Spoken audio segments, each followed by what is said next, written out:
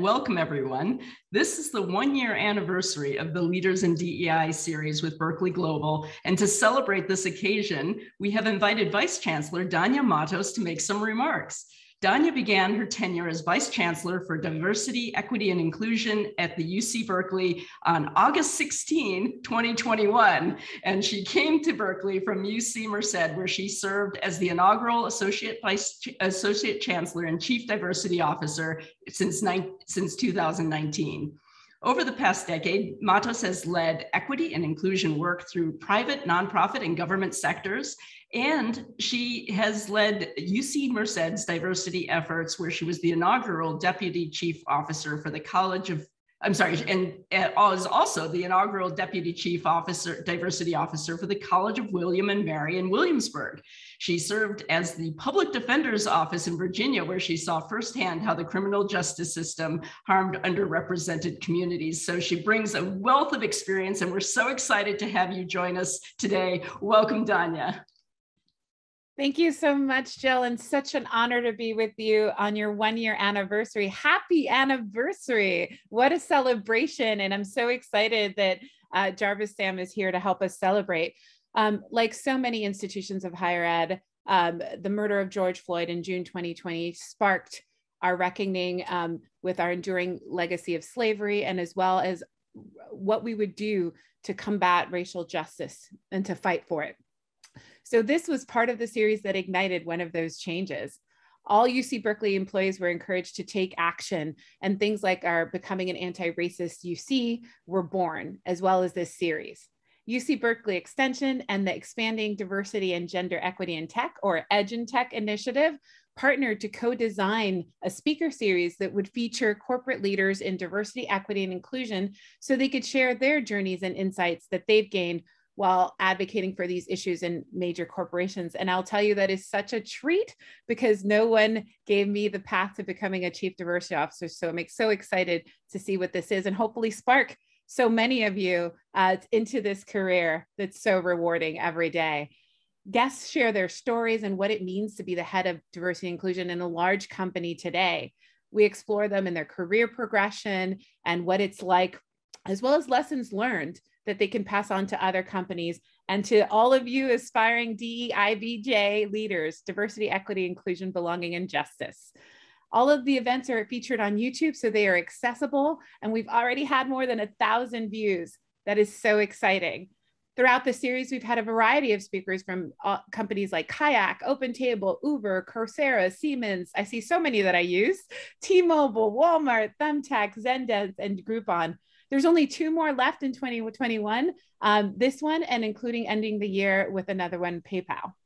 We have over 11 events. This is our lucky number 12 with over 1,000, almost 2,000 registrations. This is really exciting. Over 71% of people are attending from the US, and we have 29% from over 50 countries across the world. So to you, I say, welcome, bienvenido, bienvenue. I only speak 3 languages, so I have to work on the other 50 to be able to do so. So hello to those from Brazil, Canada, China, Cyprus, France, and so many more. And with that, I thank you, I welcome you. I hope this sparks the change we want to see in the world. And thank you for having me. I'll turn it back over to Jill. Thank you, Dania, and welcome to Berkeley, and thank you for being one of the leaders in DEI. We're really pleased to have you join us today. As you mentioned, we're super excited to have Jarvis Sam join us today. And before I introduce him, I would like Christina Pinckney, our Academic Design Manager and Custom Programs team from UC Berkeley Extension, and my co-moderator, to have a chance to introduce herself as well. Christina. Thank you, Jill. Hello, everyone. I'm Christina. As Jill mentioned, I'm Academic Design Manager in the Custom Programs team at UC Berkeley Extension. I just want to thank everyone for joining us today for the one-year anniversary of this series. It has been an excellent series and program, and we're just so happy it can be shared with so many people, whether it's via YouTube or people who can join live. I also want to thank you again, Jill, and EDGE in Tech for partnering with us to produce this series. We've been so fortunate to welcome so many impactful leaders who can share their knowledge and experience with us and really give us that inside view. So that's just been awesome for all of us. Thank you. Thank you. And I'm excited to have you join. It's always great to bring in new people with great experiences to kind of share in these conversations. I reminded everybody to put your questions in the Q&A. We're going to get to those at the end, but let me start by introducing our conversation today with Jarvis Sam, who is Vice President, Global Diversity and Inclusion at Nike, and recently named Forbes 30 Under 30 in Sports Class of 2021, as well as Portland Business Journal's 40 Under 40. In his current role, he oversees a team of driving diverse representation, inclusive leadership, and social justice education, professional development, and the ecosystem of promoting and creating a culture of belonging both inside and outside Nike. Prior to his current role, Jarvis held various roles, acquiring new talent capabilities, driving large programs, partnerships, and initiatives to impact representation and accelerate the flow of Nike's diverse talent pipelines. Additionally, he led Nike's candidate experience, talent attraction, and employer branding efforts, driving the best-in-class approaches and strategies to amplify the company's employment voice and obsess the candidate. I'm interested to learn more about that. Jarvis frequently works with sports marketing function and product teams to execute on key initiatives with signature Nike athletes like Serena Williams, league partners like WNBA and NFL. Prior to Nike, Sam worked as the head of diversity and inclusion at Snap Inc., which has done some really impressive work lately with the ACT report, the Accelerating and Catalyzing Inclusion in Tech report. He was responsible for building the company's first ever DEI strategy and drove technology recruiting approaches to scale the company 6x through IPO. Sam also worked at Google as a diversity program manager and led part of the diversity recruitment practice there. Jarvis is a graduate of Rice University, where he studied history, public policy, and sports management with an emphasis in race and gender rhetoric.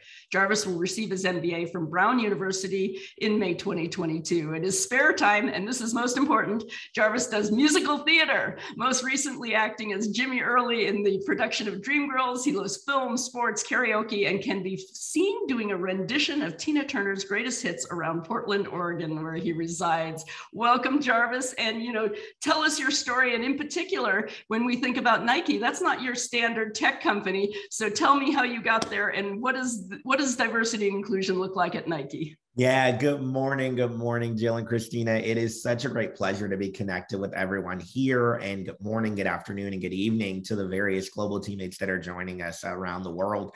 I really am excited to be here to celebrate the 1-year anniversary of a really exciting experience that I had the great and humbling opportunity to be part of last year, and the great work that the EDGE team and Berkeley Extension continue to do to elevate these vitally critical conversations about diversity, equity, and inclusion, and particularly the role that it plays in academic spaces as well as professional spaces. But by way of background, appreciate the conversation around the bio, Jill. A couple of pieces not highlighted there. As I mentioned before, my name is Jarvis Sam. My pronouns are he, him, and his. I do proudly serve as Nike's Vice President for Global Diversity, Equity, and Inclusion. For anyone on the call that may be visually impaired, I am a Black male. I wear my hair in cornrow braids. I have on earrings, a button-down shirt, and a leather jacket. And I certainly want to offer an acknowledgement of the space in which Nike resides. Nike's world headquarters sits in Beaverton, Oregon, but it's critical that we recognize this, particularly during Native and Indigenous Peoples Month, the fact that we reside in space previously occupied by the Tualatin Valley, and specifically the Chiquipi people. When we think about experiences of the erasure of history of Indigenous populations, it is critical that we all recognize our own experiences and the land with which we occupy to be able to have and facilitate conversations like this. So I would be remiss to not offer that. In terms of my journey, I was originally born and raised in Houston, Texas. I am a proud Texan native. You'll probably hear me say y'all throughout this conversation a couple of times. But my passion for this work has existed for years. In seeing the way inequity showed up, and it wasn't lost on me, of the disproportionate impact of prison rates for Black and Latino men, I began to focus my attention a lot there throughout my undergraduate career, writing scholarship and policy analysis on that very topic, but also juxtapose that work by doing scholarship work and understanding the impact and legalization of annexation for the Kanaka Maoli, or Native Hawaiian people, in the 1890s and 1950s. I found myself constantly surrounded in the sphere of wanting to understand where and how elements of equity played out and how they impact minority or marginalized populations. From there, I did jump into a career actually in strategy consulting, but I quickly realized it wasn't for me. And in fact, in working at various different companies across various different industries, I frequently saw the same experiences of inequity play out in workplaces. And so when I had the opportunity to step into the equity and inclusion space at Google, it was certainly something that resonated with me. It was being able to combine that academic passion into something in professional spaces. And so now, as I bring this work to life at Nike, my goal is to be able to respond to one simple question: how can we leverage our voice and platform to create a beautifully congruent experience for marginalized communities between the impact on our consumers, our elite athletes, and our employees? So Thanks so much, Jarvis. Go ahead, Jill. Sorry, go ahead, Christina. I was just going to jump in to ask if you could tell us a bit more how Nike is positioned in the tech space and how you see Nike and your DEI actions interacting with the tech space, because as Jill mentioned, we don't really see Nike traditionally as a tech company.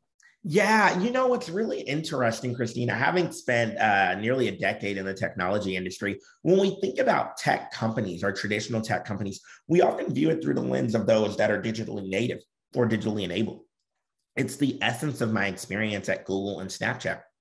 And so I think as people think about how to drive those connections, we think about the general profile of those companies as heavily built engineering organizations that focus on the development of specific digital products, whether it's Snapchat's either Snap product or Google's various products, ranging from Chrome to search or otherwise.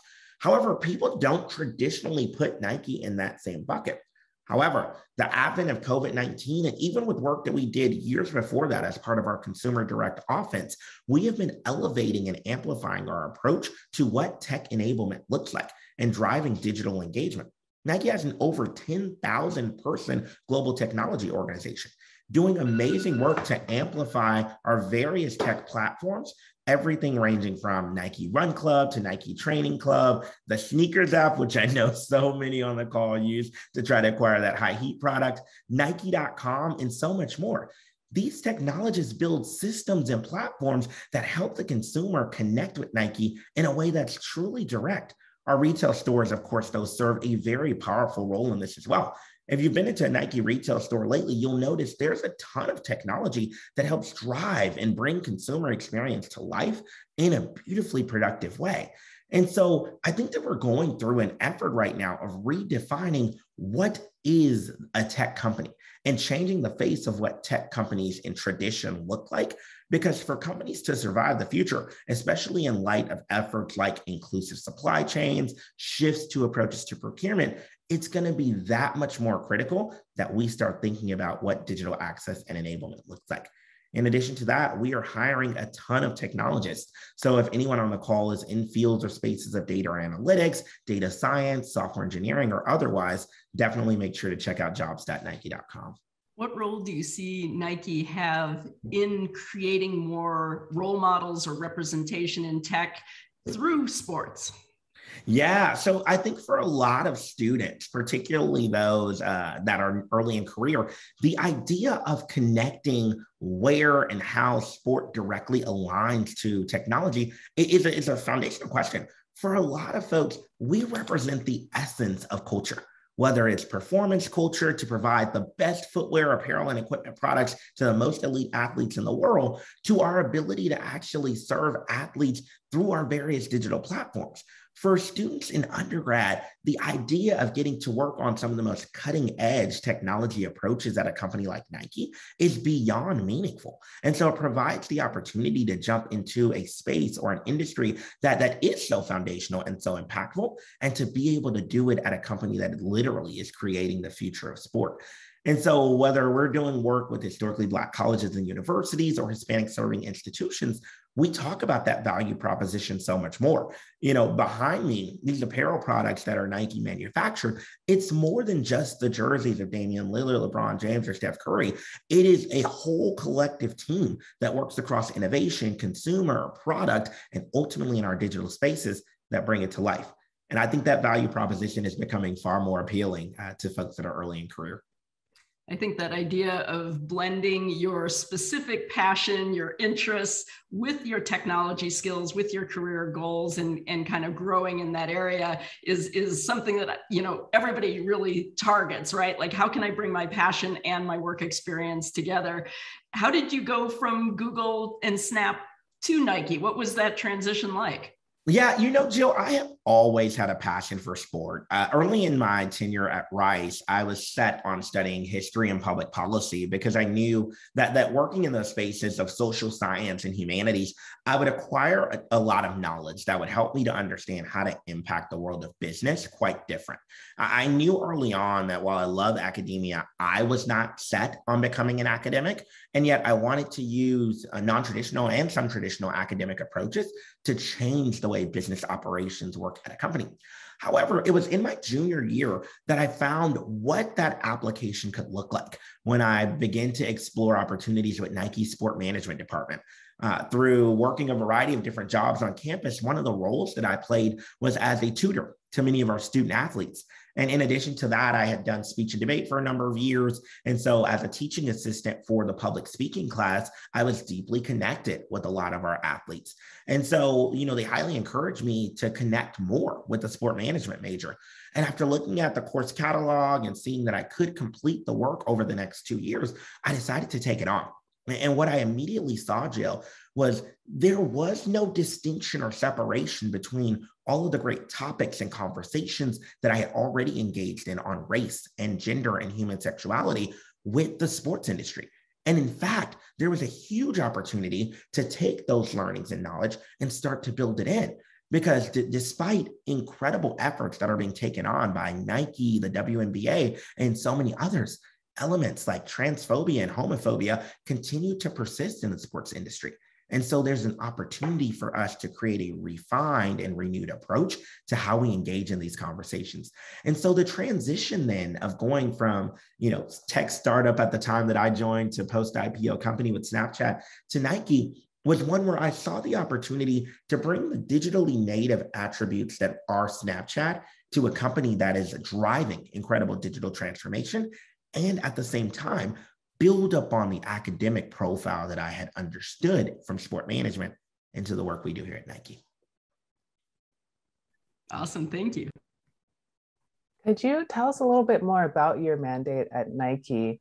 For instance, in your own words, how does Nike define diversity and inclusion and equity? And then does your C-suite support you? Do you have and or need leadership buy-in, so to speak? Yes. So leadership buy-in is beyond critical to being able to do this work in a productive way, Christina. What I often highlight to people, though, is it's a threefold approach.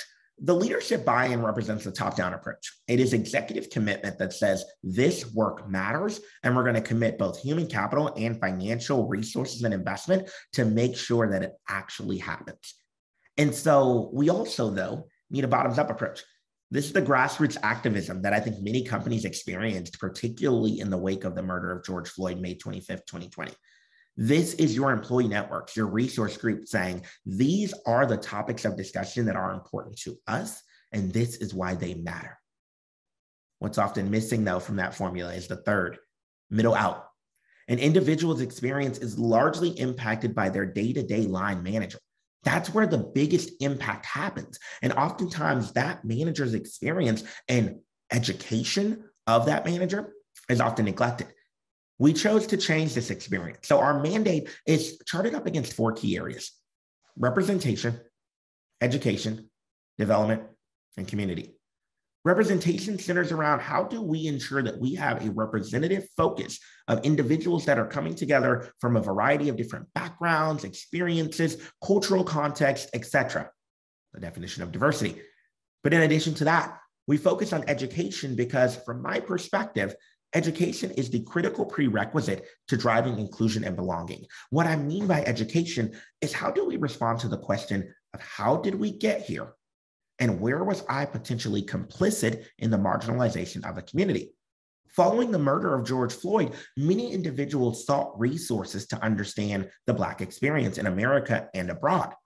What was often missing from that was a stated focus on educating ourselves to understand how we got here, and how periods of antebellum enslavement, how a focus on the lack of right to access and disenfranchisement all contributed to that experience that becomes the Black experience in America. By focusing on the education attribute for people managers, we're able to change the game and change experiences such that when you get to development, they feel a part of the narrative and part of the conversation around how we drive mentorship, how we drive sponsorship, and ensure that we're able to enable our employees to achieve their career aspirations. Finally, last but not least, when we think about what community truly means, it's how Nike is impacting not only our internal employee base, but how we create inclusive and accessible marketplaces, how we shift the agenda in procurement to drive what many companies call supplier diversity, we dub as business diversity and inclusion, and so much more, like our $140 million commitment to the Black community. It's these efforts that we put together to create an ecosystem to focus on inclusion. Thank you so much. That is such an excellent view of how it works both internally and externally, which I know a lot of people are also interested in hearing. So thank you very much. Absolutely. A lot of different prongs, right? Because you're talking about what you're doing with the consumer, what you're talking about, what you're doing with the employee, the supply chain, even product development. When you look at trying to do all of these things, how do you keep momentum, especially as you're saying, in light of George Floyd, in light of a lot of the social justice issues that have been coming up? There's a lot of diversity fatigue. So how do you keep people moving forward and making incremental progress? It starts with systemic change, Jill. You know, when I talk to a lot of equity and inclusion practitioners, whether in academia or in the private sector, we oftentimes hear about DEI work being done through a deeply programmatic lens. It is stand up new program with XYZ HBCU to attempt to acquire new talent. What's not happening, though, in that regard is we're not assessing the candidate experience. We're not focusing on our employee experience to try to drive retention in a much more productive way. Diversity fatigue largely comes from this idea that we're trying to handle so much at one particular time, and we're not actually taking a piecemeal approach to saying what is important to drive community engagement and solidarity at this time, and then elevating and moving past that, because all of these concepts build on each other. By educating people around the experiences of marginalized communities, when we talk about the erasure of Native and Indigenous history, when we talk about this themed model minority persona that's often placed amongst the AAPI community, we have to understand sociologically, where did this come from? And so then how does that impact an individual's day-to-day life? We oftentimes talk about this concept of bring your whole self to work, but that's not the experienced reality of a lot of marginalized communities, unfortunately. And so the onus is then on the company to ensure that we're creating the right environment to incentivize a culture of belonging. The avoidance of diversity fatigue has to start with understanding who's on first in this regard and where accountability exists. I had the humbling opportunity yesterday to connect with one of our amazing teams that are driving some work in our North America Marketplace unit. These individuals came together as a task force and connected with DEI for expert guidance and resourcing, but they delivered a program themselves to drive transparency and engagement to how we talk to our marketplace partners about the work that we do in diversity, equity, and inclusion. That is how we start to drive and facilitate real impact. It's through this avoidance of everybody jumping in spaces where they may or may not have expertise and overall tiring out. Rather, by focusing on what is in our locus of control and really elevating that and catalyzing that, you end up making some really significant progress on all fronts. I really like that. What's in your locus of control, and what is your sphere of influence? How can you, and what does this look like in your role? So I'd love for you to say more about that, and a little bit more on this idea of assessing like the candidate experience and breaking these things down into these components? Yeah, I'll start with the latter, Jill. When I think about what an employer value proposition is, on the candidate side, it's really responding to the question of, why am I coming here? On the employee side, it's why do I stay here? When you think about the essence of what a value proposition means to an individual, especially in the current marketplace, in the current labor market, there is such a pool for talent, especially talent that has great digital backgrounds and digital experiences. And so to obsess the candidate experience means that we look to every element from what I call the first time we say hello or talent attraction, all the way through your first day, or what we call running start, our onboarding experience. And talent needs to see that their experiences are centered in what the company believes to be valued.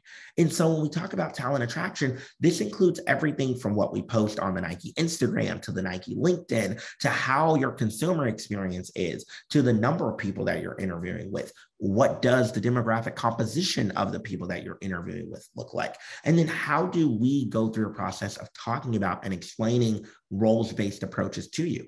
It also includes elements of the job description itself. Like many companies, we work with an external vendor that does amazing work with us to ensure that our job descriptions have both gender and racially neutralized language. So not to create systems of bias that put people out of the process before they've even had the opportunity to talk about their skills and experiences.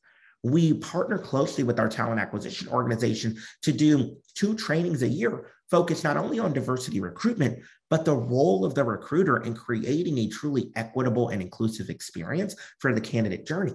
It's more than just having a separate diversity sourcing or diversity recruiting team. We need to ensure that everybody, from recruiters to hiring managers, coordinators, et cetera, are all a part of this collective journey at driving and advancing equity and inclusion. That's where we have a big differentiator in how we think about the candidate experience. Recognizing that there is an obligation in certain spaces to think about candidates and talent differently represents really that first piece. You start translating some of those ideas to how you handle, navigate, and obsess the employee, and you start to drive retention. One last follow-on that. If you're an applicant, how do you know a company is legitimately doing the work versus, celebrating Juneteenth and then checking that box? Yeah, it's a really great question, Jill. It centers around consistency. I talk a lot about consistency and congruence. I'll use the Juneteenth example, actually. So following the murder of George Floyd, many companies sent out emails to those that are a part of their sales mailing list or otherwise affirming their support of Black communities, many of which showcased either Juneteenth as a day of education, some closed down, etc. It was quite a disheartening experience for me as a cisgender Black male professional, but also as someone in the diversity, equity, and inclusion space, to see not all of those companies return to the table in that support of Juneteenth. But Nike did. I was in New York City on Juneteenth. And again, as a Black man from Texas, I knew about and celebrated Juneteenth, Jill, before I knew about what July 4th was. It's just what you do when you're from Texas. And so I was in New York City and passed by our store on Fifth Avenue. And I would see, I just stopped and waited. For me, it was a bit of ethnographic research. I waited and watched nearly 100 consumers pass by, planning to go shopping at Nike that day. As they pulled on the door, you could see them reading the text that we wrote as we put a banner on the door, highlighting that in honor and celebration and commemoration of Juneteenth, Nike was closing all of U.S. operations, including manufacturing, distribution centers, retail, and our corporate offices, so that people could recognize and understand the impact of Juneteenth as a holiday. In addition to that, we had a little QR code on the side taking people to the website for the National African American History Museum. The common theme that I saw, people would pass by, read, nod, and have a little smile on their face, because for them, it represented the Nike that they know. It is consistent, it is on brand with that experience. And so as a candidate, you expect to see that congruence and consistency between how a company is positioning its statements connected to topics like race, support of various gender identities, human sexuality, support for women in the workplace, and so much more. And then you want to have that be your felt experience as you're going through the interview process. Jarvis, I really hung on that word that you said about the collective journey. And I think the example you gave is actually a perfect lead into a question I wanted to ask. Yeah. Nike is such a large organization. How do you make sure these changes are happening across the entire organization? And for you personally, what changes would you like to see, or what changes are you working on making right now? Yeah, really great questions, Christina. The way that we build this across the organization really has to start by ensuring that diversity, equity, and inclusion is everybody's job. Oftentimes when we talk about DEI, it's often positioned to only serve racial or ethnic minorities, to only serve gender minorities, to only serve military veterans, the LGBTQ plus population, etc. And so it can leave what often represents the majority of corporate spaces in America, cisgender, straight white males, out of the conversation. That's not an equitable system. Rather, we have to ensure that everybody sees DEI as part of their job, their journey, and part of their accountability. What it does, Christina, is it ensures that no one's off the hook for this very important work. And it allows you to elevate standards of accountability by saying, we're all in this together. One of the Nike maxims is win as a team. And we truly believe that to create the future of sport, to serve athletes the best, we have to focus on high performance teaming. And so by ensuring that everybody sees diversity, equity, and inclusion as their job and as part of their experience, then we're able to create this collective understanding connected to the work. One of the education partners that we work with is Dr. Alvin Tillery, who runs the Center for Diversity and Democracy at Northwestern University. And he has his CREED method, which is an approach for how we drive sustained social and racial equity, where he spends a lot of time in civil rights scholarship. The C, though, of the CREED method is common purpose. And that's the essence of everything that we do, is building around common purpose.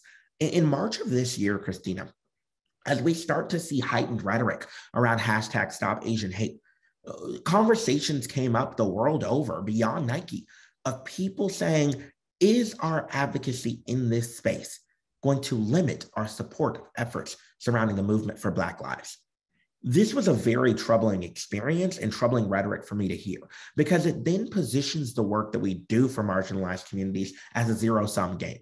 One such that we cannot support Black and Latino communities and also support Asian American communities and not explore the intersections that exist for transgender and non-binary communities or LGBT communities that are part of that work.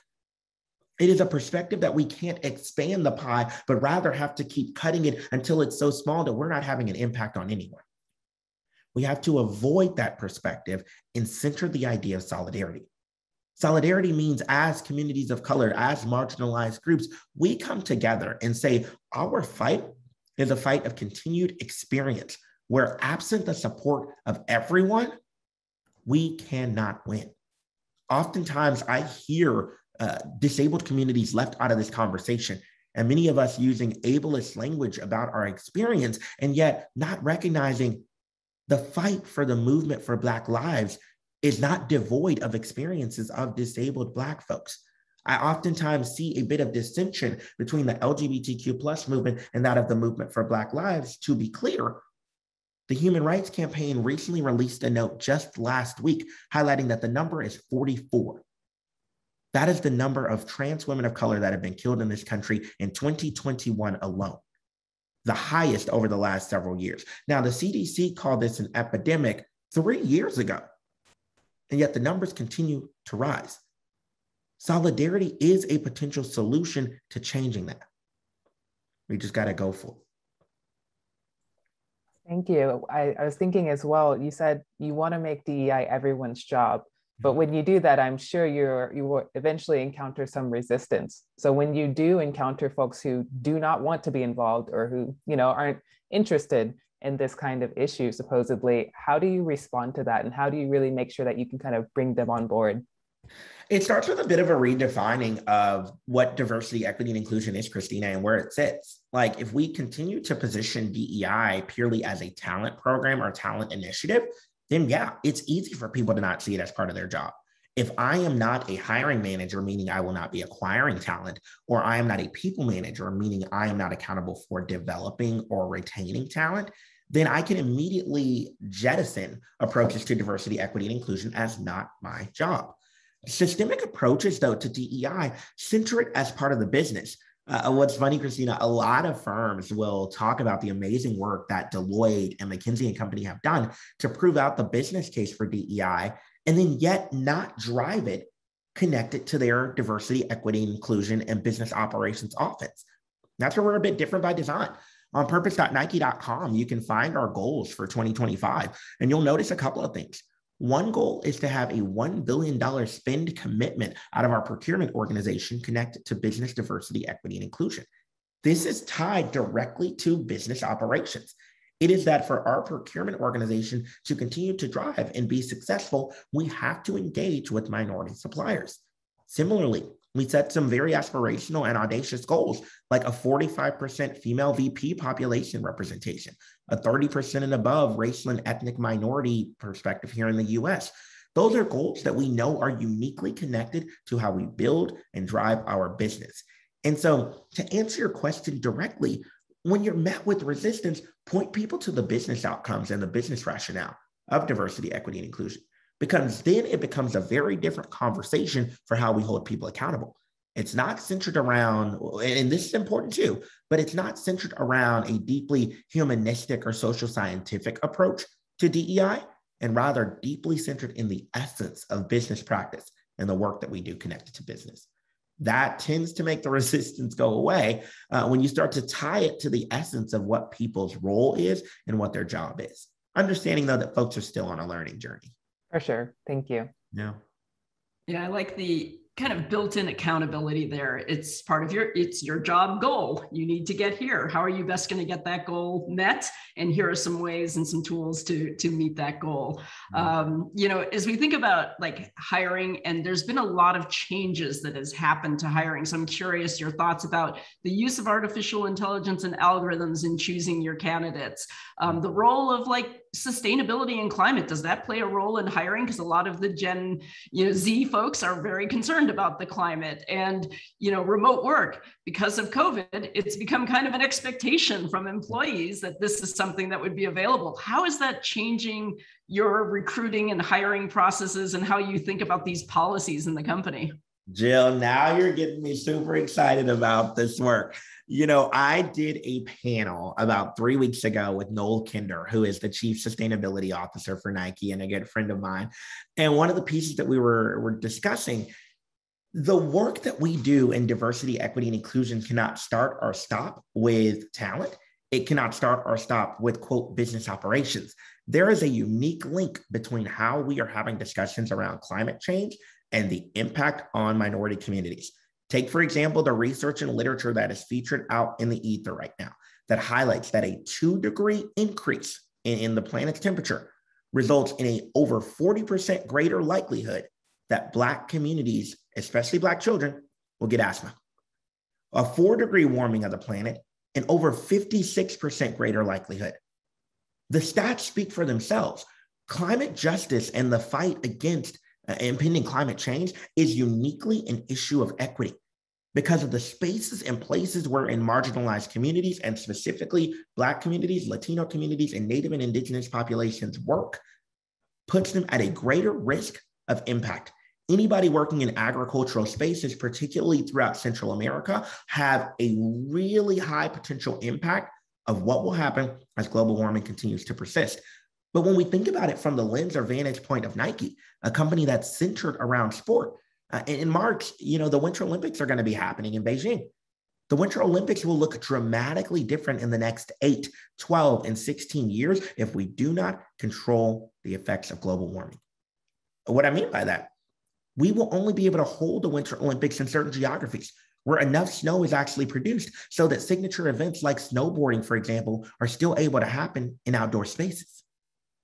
The way that sport is continually impacted by climate change, our focus on ensuring that kids can actually be active, that they can find and participate in sport and making sport a daily habit is contingent on our ability as a world to control the impact of climate change and global warming. I highly encourage everyone on the call, look at some of the scholarship and literature that's being written that draw the connection between efforts around critical race theory and global climate change. Because as we talk about social justice of the future, Yes, the same socioeconomic and political challenges that exist in the status quo will be there, but climate justice will be the topic that will be one of the biggest areas of impact or focus. And here's the beauty, Jill, when we start talking about diversity amongst generations. Millennials, Gen Z, Gen Alpha are so acutely connected to these topics and have such knowledge and are writing scholarship and are so deeply engaged in the essence of what these topics mean, that for companies, when we talk about our purpose agenda, one rooted in people, planet, and play, it's not just what you do. It's no longer simply CSR. It is the essence of how you run your business to be able to attract the right talent, create connections with the right partners, drive the right impact on the world. I love everything you said there. And we're actually doing a symposium on advancing climate resilience. And one of the panels is on how air quality is affecting people's health and animals' health. And being on the West Coast, you're familiar with the impacts of the wildfires that we've had. So it's really exciting to hear that that's part of the conversation. Let me turn it over to Christina for one last question, and then we're going to go to our audience because there are a lot of questions stacking up, and I'm not sure we'll get to all of them, but we want to get to as many as we can. So Christina. Certainly, yes, I see the questions rolling in. So I will try to make this quite succinct. What does success look like in your role? Specifically, what are you measuring and what kind of data do you collect to make sure you are successful? Yeah, it's such a great question, Christina. The way success is defined, when we talk about this strategy focused up against representation, education, development, and community, monitor and measuring and having a metrics framework is beyond critical. We often highlight this old adage of what's measured gets done, but beyond that, if you don't have a system to understand, are we driving and creating the right type of progress, you've missed the mark. And so we look to a couple of different things. Internally, there's obviously representation. And as I mentioned before on purpose.nike.com, some of our representation goals that we're looking to move toward around representation for women in the workplace and racial and ethnic minorities in the workplace are featured there. We believe that this accountability, both from an internal and external standpoint, is beyond critical to ensure that we are creating the composition that reflects the essence of who our direct consumer is. But it can't stop there. We focus on driving inclusion by having what we call our inclusion index, which is featured in our annual employee engagement survey, where we seek to understand what our employees' experiences like in the workplace and where and how do we think about the essence of driving and the continued creation of a culture of belonging. Beyond that, external benchmarking plays a critical role in this. When we think about the impact on LGBTQ plus populations, for example, we participate annually in the Human Rights Campaign's Corporate Equality Index. I'm proud that for 19 years, we've scored a 100 on the CEI. In addition to that, we participate in Disabilities In's Disability Equality Index. We partnered this year as one of the founding partners for MLT, or Management Leadership for Tomorrow's Black Equity at Work Index. All of these different benchmarks and indices and approaches to measurement help us to be able to frame a consistent and congruent story to the world around how we are showing up to support our employees. What does this mean in terms of consumer experience and how we are showing up as a leader in this space? To be clear, there is still so much work to be done, Christina. We're not celebrating the work or the wins because Nike often upholds a mantra that there is no finish line. However, we do celebrate the checkpoints along the way because we believe and are hopeful that if we open source our strategy, if we have conversations like this that will be posted for the world, hopefully other companies, particularly smaller companies, startups, or those in development that may not have budget or resourcing to fund a chief diversity officer, hopefully they can pick up nuggets of truth or impact here that will impact how they are thinking about company development, from hiring to retention, development, obsessing the consumer, etc. That's my main goal of what success might look like. I like what you're saying there because it's not about incremental work. It's about how you do the work. You're doing the same work, but how can you do it in a way that's more inclusive and more effective? So that's very exciting for any company, any size. And Jill, it's not, we have to get out of this mindset that it's a competition, particularly around diversity recruitment. Like, I want to see our competitors amplifying and elevating their approach to diversity recruitment, because then we all win. There is a wonderful endeavor right now called 110 that Nike is a part of. It is an effort to get 1 million Black Americans into jobs, good jobs in America over the next 10 years. It is a endeavor that we are a part of, largely started and founded by Ken Chenault, the former CEO and chairman at American Express, and Ken Frazier. And the essence of that is that the talent pools are there. The pipelines are there. We have to figure out how to create access and opportunity within our own four walls. And if there are nuggets of truth that other companies can pick up on to be in that with us to ensure economic empowerment of marginalized communities, that's a win. That's fantastic. And I just posted the link to 110 in the chat. We're actually doing a new course next semester, a challenge course to look at opportunity tech. How can we use technology to increase access to opportunity and future of work jobs? So I'm excited to learn more about that, and I'll follow up with you. But let's go to Chris Claremont, who asks, how do you ensure DEI outside of the HQ to various Nike locales and spaces around the world? I think many employees don't feel the DEI in a retail consumer-facing space, and they hear all this is happening at the HQ. It's a really great question, Chris, and thanks so much for asking. There's a couple of things. When we think about how we define our journey and focus on representation, education, development, and community, it doesn't start or stop at our world headquarters. It has to extend beyond that. And so I actually spend a good amount of time partnering with, listening to, and engaging with our teammates in retail, manufacturing, as well as our distribution centers, largely in Memphis and St. Louis. When we think about the impact that's made on those communities, there has to be a focus on career. And in communicating and talking about these teammates in particular about what career is, what it looks like, and how we support them, we got to build infrastructure around that. And it starts with how we build our teams. So I'm thrilled to highlight, I have a teammate who actually sits out in the Memphis marketplace and supports those teammates from a diversity, equity, and inclusion standpoint in much of the central US. So specifically St. Louis and Memphis. In addition to that, I have a teammate that sits out in Texas that supports all of our retail teams or our Nike Direct teams. And this is a big journey for us. When I think about looking at other companies, those populations that are often sitting at the margins, Chris, are typically very much left out of the conversation.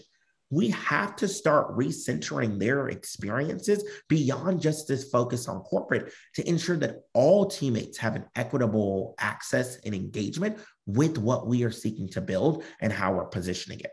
And so it's certainly going to be a journey over the next 2 to 5 years, but it's one that I am deeply committed to. And you'll likely notice part of our Purpose 2025 targets as well, there is one feature there around how we market and create opportunities in corporate for those that are in distribution centers, retail, and manufacturing. Thank you for that very detailed answer. We have a question from Derek Austin. How do you hold leaders accountable? For example, is DEI part of their performance evaluation? Yeah, so we feature this on purpose.nike.com as well, but we do have a target connected to that. So certain elements like the driving of representation, access to education is tied to what we call LTIP. It's a long-term incentive plan for our VP and above leaders. It's really how we focus on that idea of the top-down approach. It has to be more than just a stated commitment, Derek.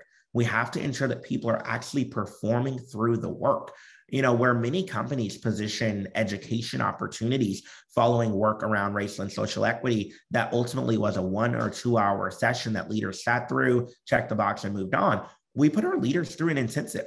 They went through a 12-week program with Northwestern University focused on topics of racial and social equity. And we hit on some hard topics, ranging from how abrasive or communication, particularly microaggressive communication, impacts minority experiences so that our leaders begin to think differently about that work. We're partnering with the University of Southern California and their Center for Race and Equity with Dr. Sean Harper, along some of the work that they do as well on navigating conversations for trans and non-binary identities in the workplace. What this does, Derek, is it creates a baseline of expectation such that when you then put in place accountability standards tied to performance, tied to compensation, tied to engagement results and inclusion index results, it makes sense. And you can be even more stern and finite. It becomes a binary. Did you achieve these goals or not? And so it enables the accountability to look very different and be far more productive. I think what we'll see in the next couple of years, Derek, is a lot of scholarship written about this, particularly on how to drive accountability. You know, we've seen great literature written. Isabel Wilkerson's Cast is a really powerful text in this space. Obviously, Dr. Ibram Kendi's work on how to be an anti-racist is really powerful in this space. And I believe that that gets us to the space of understanding the what. Scholarship that will subsequently be written around accountability will help us to understand the how. Yeah, I like that idea of being explicit, being clear. We know a lot of bias can creep in when there's gray areas. So having the expectations really clearly set is great. Taylor asks, what are some of the DEI blind spots that you see in Nike or sports tech? Are some of these issues your next goals? Great question, Taylor. I think where all companies should be obsessing right now is this focus on intersectionality. Historically, the diversity, equity, and inclusion space has often centered on looking at communities as finite groups or populations, and what's more, often evaluating them through the lens of a monolith. The challenge with that is marginalized populations are far beyond a monolith. And when you start talking about experiences of those that sit at the intersection of those, how you engage and provide support for them has to look fundamentally different. The movement for racial justice, the WNBA was so far ahead of many other leagues in their support of it. Those amazing women said from the very beginning, we will not play. We will advocate for, we will be allies in this work. We will drive real and productive change. They are leading in this space and in this regard. As a result, Nike has continued to partner with the WNBA to provide career opportunities for WNBA players upon retirement. We currently, as of 2 weeks ago with cohort 3 starting, we currently have 40 retired WNBA players that work at Nike in our product creation suite over the last 3 years. They're full-time employees, and they work across elements like product inclusion, design, product creation, etc.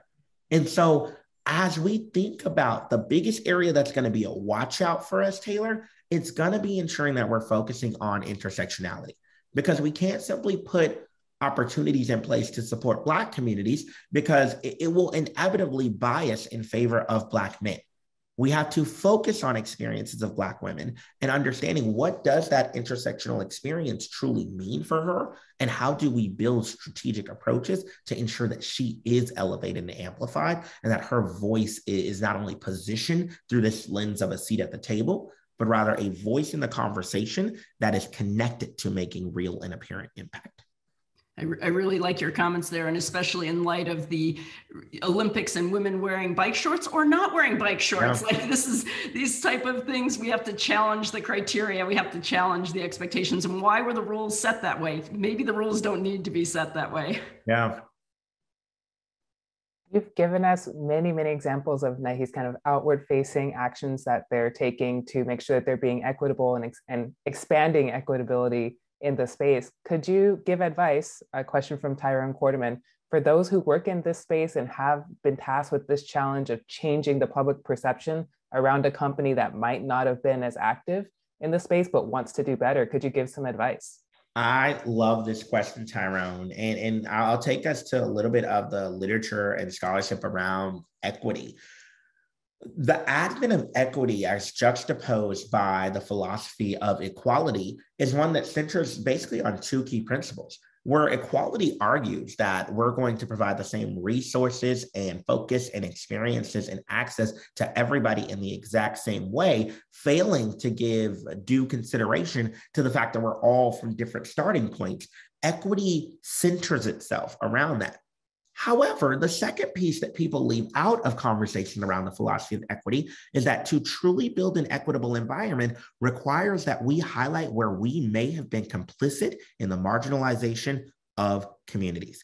What this means is that for companies, many of which that may be 100-plus-year-old companies that were around during periods of antebellum enslavement, that may have taken loans or been the provider of loans, for example, to plantation owners who were driving systems of enslavement, we got to talk about that.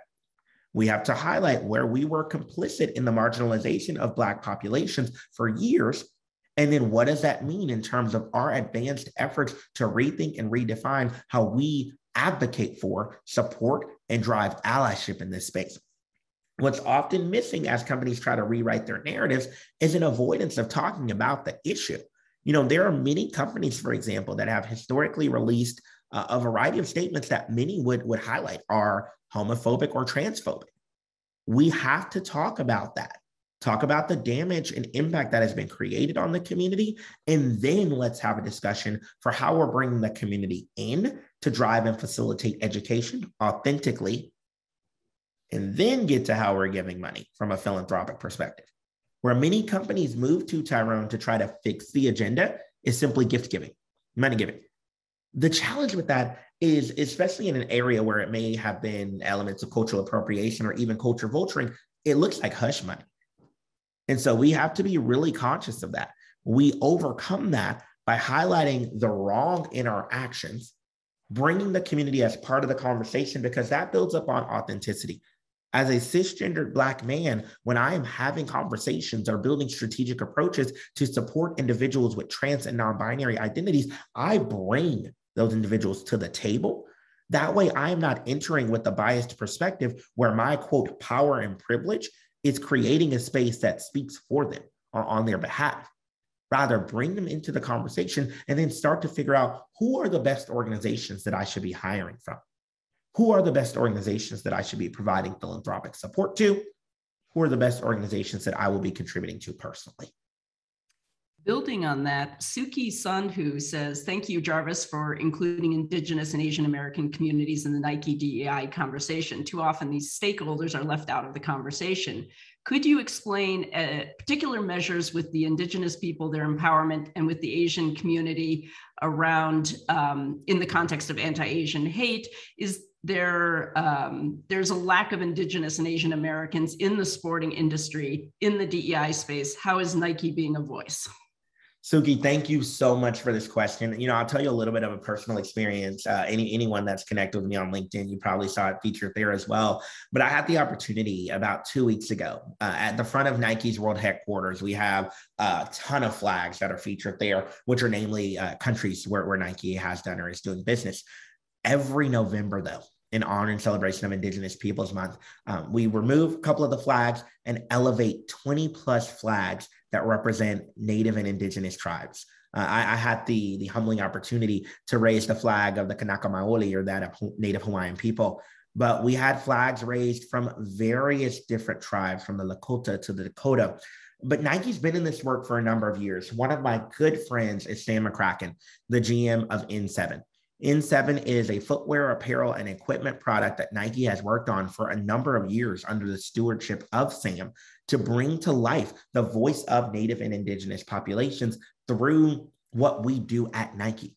Sport and the reflection of that and the platform that we have has such powerful potential to bring culture front and center to the table.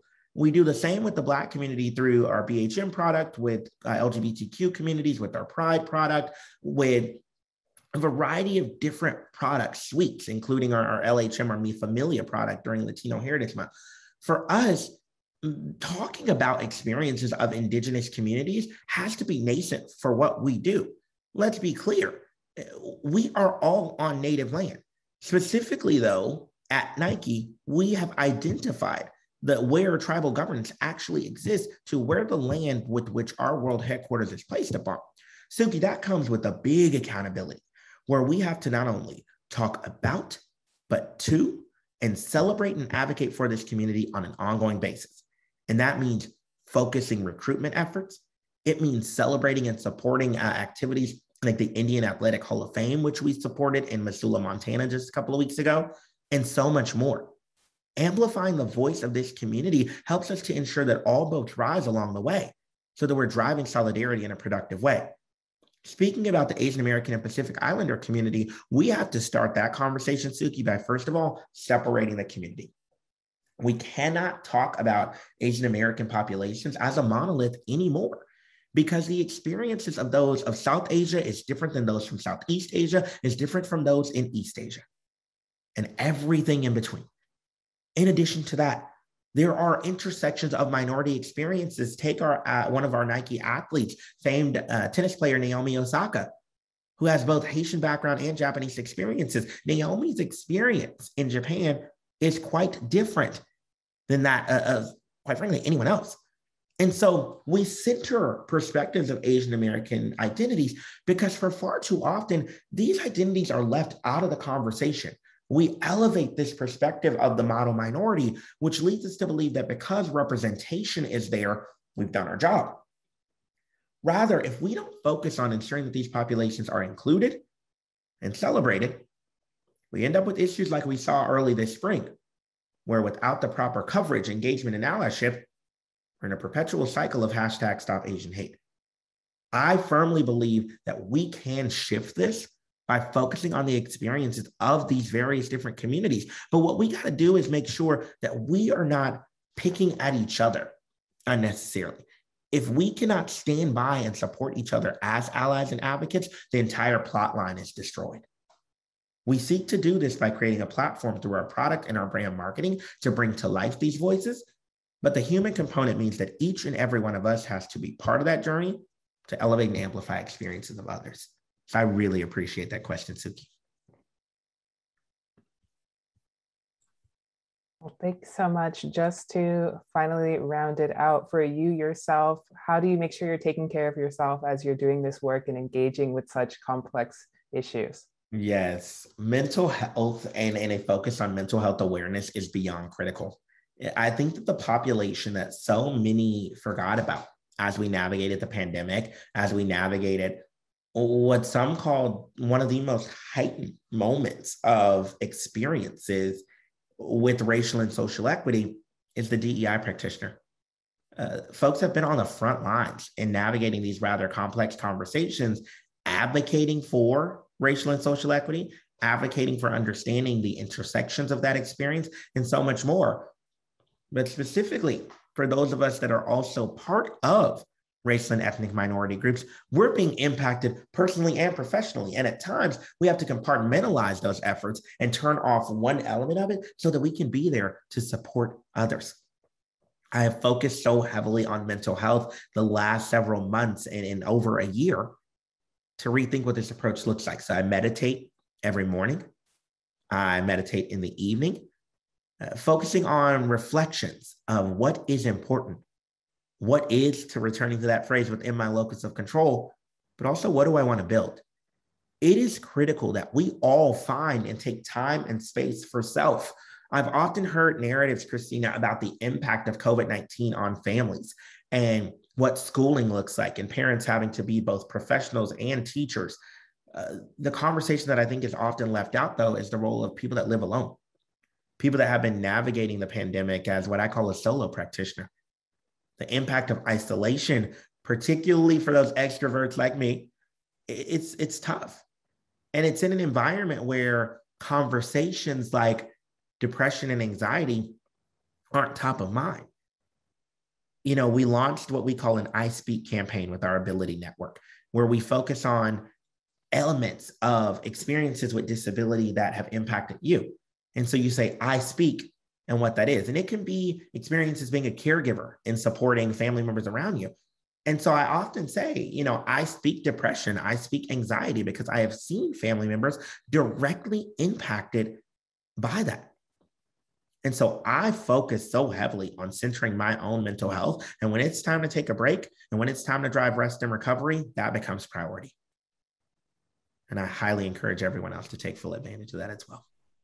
That's fantastic. I'm going to roll 3 questions together. They're sort of related. So Okay. Ashley is wondering about your thoughts on DEI-related hiring practices.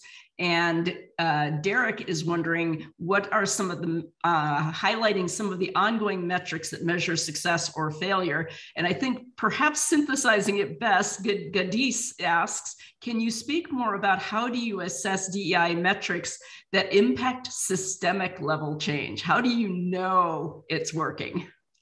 Yeah, 3 really great questions. I'll try to hit them quickly. So DEI-related hiring, I think hiring is critical. What we have to focus, because it's one of the key elements for how we drive representation. What we have to focus on, though, Ashley, is language matters here. And, you know, at previous companies, I have heard recruiters talk about diverse candidates. And you can tell the way they speak about the candidate is inherently otherizing. I struggle so hard with the term purple unicorn, which people use to describe when they find a Black female veteran talent. That's offensive. It's otherizing. It takes away the experiences that she has worked so hard to craft in service in the military, in service in professional spaces, to then position it down as a, quote, purple unicorn, a figmented, imagined creature. We have to avoid elements of otherization in DEI-related hiring. We also have to avoid this common misnomer where we believe that to focus on diversity hiring comes at the expense of a loss of time or engagement or ability to achieve business results. It's just not true. The work that's highlighted by McKinsey & Company in Diversity Matters enables us to see the impact that DEI has on driving productive outcomes from a business perspective. Financial outperformance to the tune of 35% is what their studies have found. This means that even in a world where it may take you longer to assess and evaluate pipelines by amplifying and obsessing the focus on diversity within your talent pools and pipelines, it's gonna be worth it in driving innovation of product, purpose, as well as achieving some of your business operations and sales goals. So Ashley, my thoughts on DEI-related hiring is that it is an absolute business imperative, but I highly encourage companies to ensure that your recruiters, your coordinators, and your sourcers are going through training ahead of time to understand how to talk to and about this talent in a way that's going to be more impactful.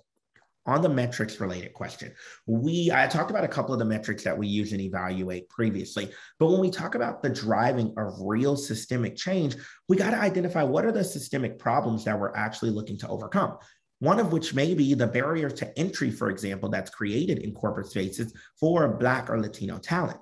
A systemic metric to evaluate that is, are we actually seeing a greater flow in the talent that's applying to our jobs online, in the talent that we're sourcing, in those that are interviewing, as well as in those that are getting hired? Because if we focus on demystifying and dismantling unconscious and conscious biases that can come up in these spaces, then we are shifting or changing where and how the systemic problem has persisted to create a systemic solution that enables opportunity and access.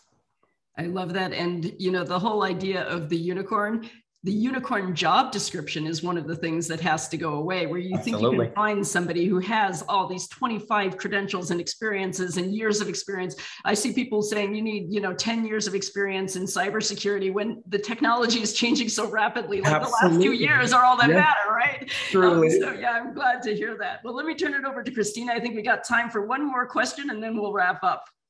Sure, yeah. The thing that you said about the unicorn job description really made me also think about how this whole great resignation is making all of us come to kind of a reckoning with what it looks like to either be hiring or starting your career or moving to your next move in your career.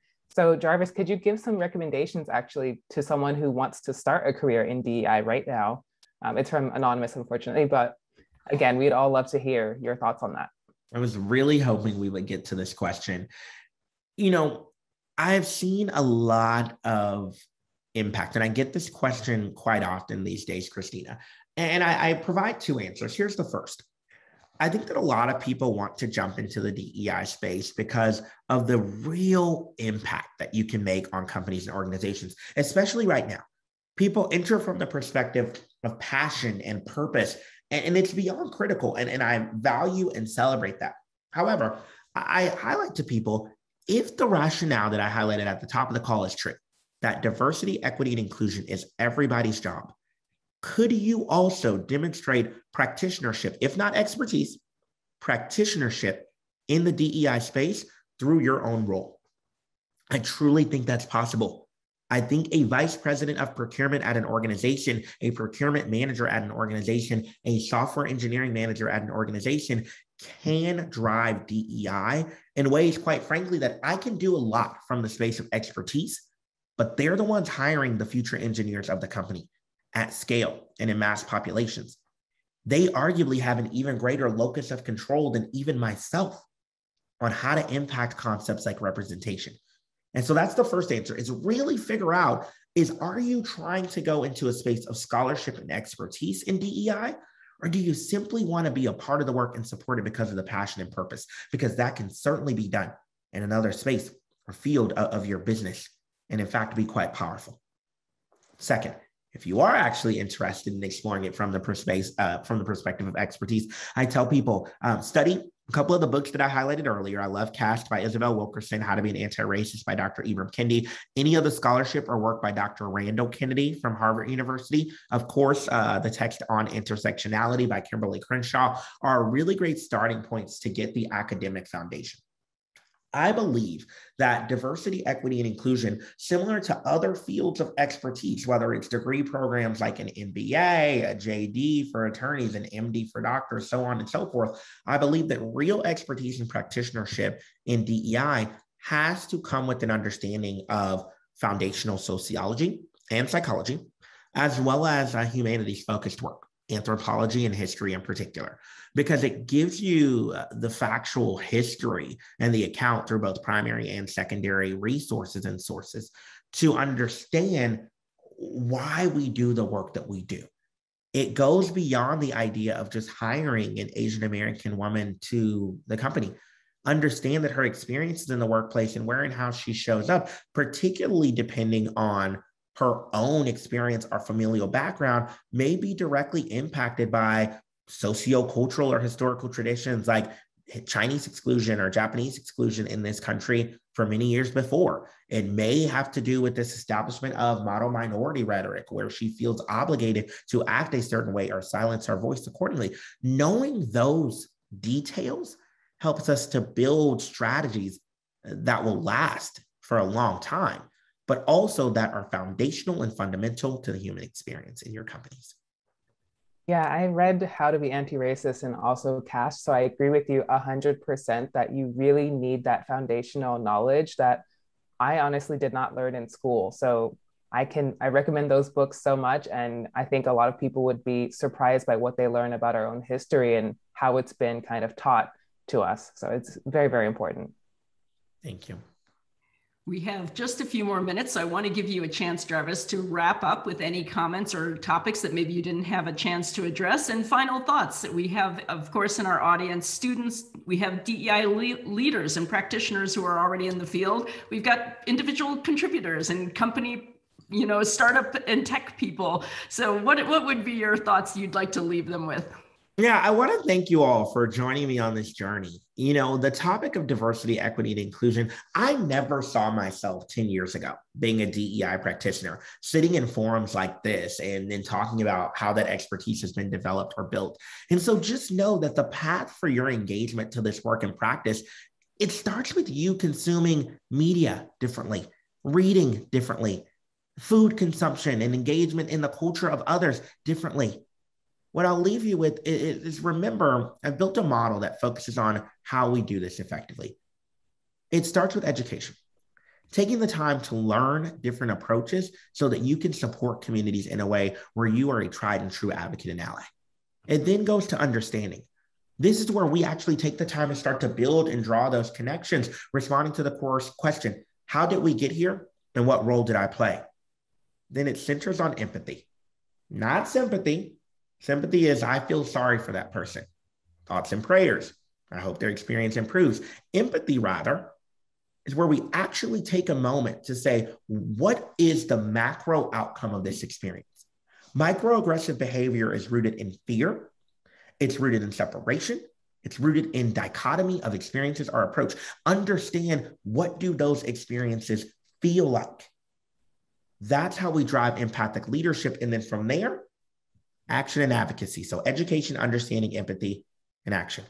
For me, that has become a formula for how each and every one of us can drive great work and impact, whether we're in academia, public sector or private sector, or a student in school. Thank you so much, Jarvis. We really appreciate your empathy and time and understanding. And I hope we have sparked a new generation of empathetic, inclusive leaders out there. I want to thank Christina for your contributions and thoughtfulness, and also sharing all the books in the chat. Thank you. I know people are very excited to kind of follow through on that. I want to thank the Berkeley Thank you. I want to thank Berkeley Global for all of their support, putting this series together. This has been a tremendous experience. I learned something every single time, something new and something exciting. And so I appreciate that this venue and this conversation exists. And I mostly want to thank our audience for being invested in these issues and taking the time to really talk about these important topics and expand upon what we can do in this space. I will say this is our last event in the series will be coming up in December, and that's going to be with Kim Jenkins, Global Head of Diversity and Inclusion and Belonging at PayPal on December 14. But we hope you all have a wonderful, holiday period. We hope you join us for that last talk. And again, thank you, Jarvis, and thank you, Christina. Thank you.